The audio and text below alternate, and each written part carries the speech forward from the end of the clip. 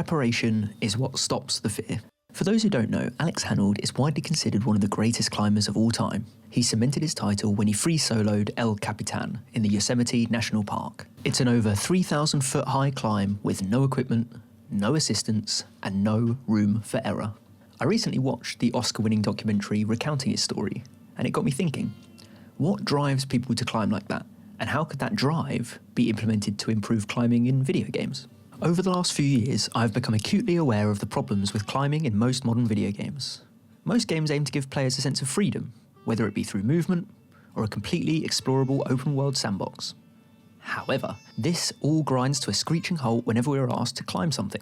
Developers can window dress the climbing as much as they want, but whether we are climbing a feudal Japanese building in Ghost of Tsushima or a tall boy, the same problem still persists. It's boring.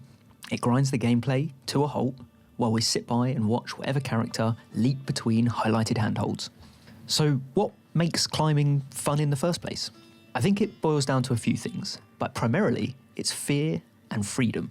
As human beings, we're all genetically hardwired to experience fear.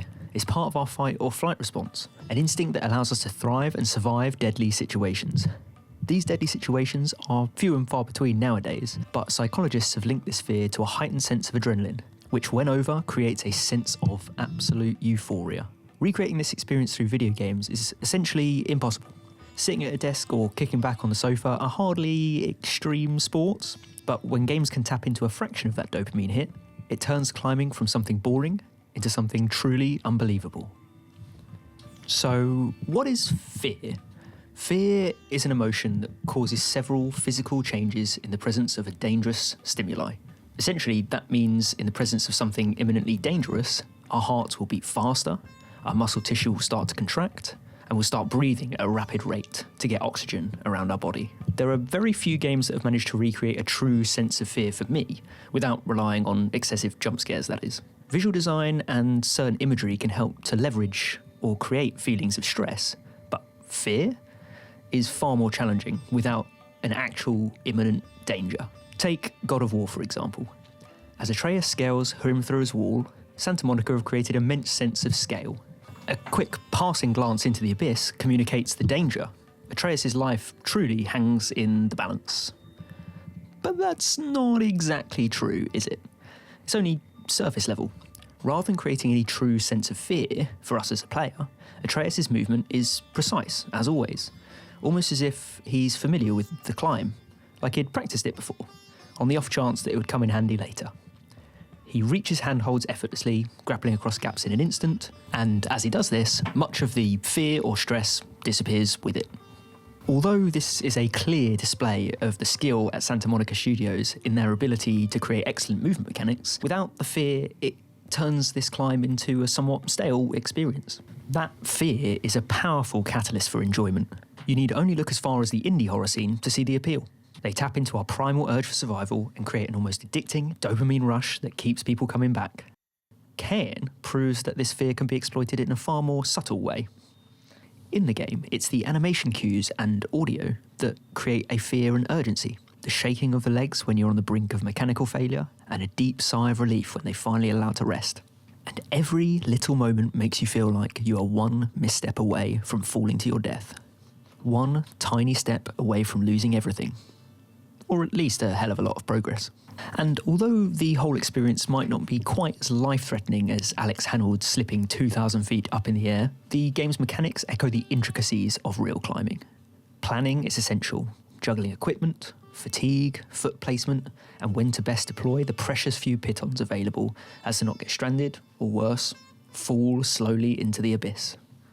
The freedom to plan the climb, pick your own path, only build to make the climb itself all the more stressful. Why do you play video games? I have an answer. Every time I boot up my PC or a console, I'm looking for a new world to inhabit, new shoes to fill, an adventure to embark on. It's a form of escapism, all in an attempt to break down the frivolity of daily life. Getting up and repeating the same activities over and over again is not stimulating every day. So why would we engage it in video games? And why would developers want to replicate the monotony of real life? But that doesn't mean people regularly free solo 3,000 foot mountains on a whim. People who don't free solo normally make that choice for what is likely a very sensible reason. It's a rational fear of injury, and psychological fears of heights, falling, and even failure. Yet, people who are able to overcome those fears report a profound sense of freedom, which likely keeps them going back again and again and again. And that's where video games come in.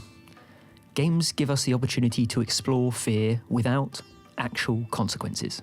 In Breath of the Wild, and by extension Tears of the Kingdom, climbing brings a sense of challenge and freedom without being overly cumbersome. Where will I be able to recover my stamina? What happens if the weather changes halfway through my climb? What progress am I willing to lose? Without guidance, it allows players to explore their own path, and although the consequences are largely insignificant, they are still ever present, which creates tension and lends itself to a more exciting and immersive experience. Yet, some games actively punish you for veering off the beaten path. Seemingly climbable walls suddenly morph into displays of janky character animations, while the protagonist agonisingly struggles to clamber over even the slightest bit of geometry. Without the freedom, any sense of fear, challenge, or suspense is thrown to the curb, bringing the pace of the game to a screeching halt.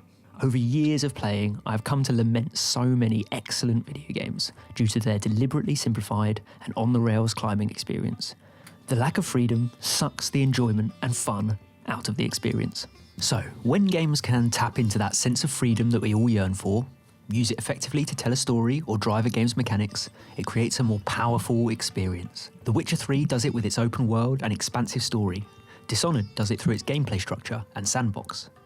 With freedom, we can become entirely engrossed in an experience. Games like Jusant, Cairn, Celeste, and Getting Over It have all showed different ways that climbing can be implemented in a more compelling way, particularly when they tap into why psychologically people enjoy the sport in real life. Implementation of climbing systems still poses a difficult challenge.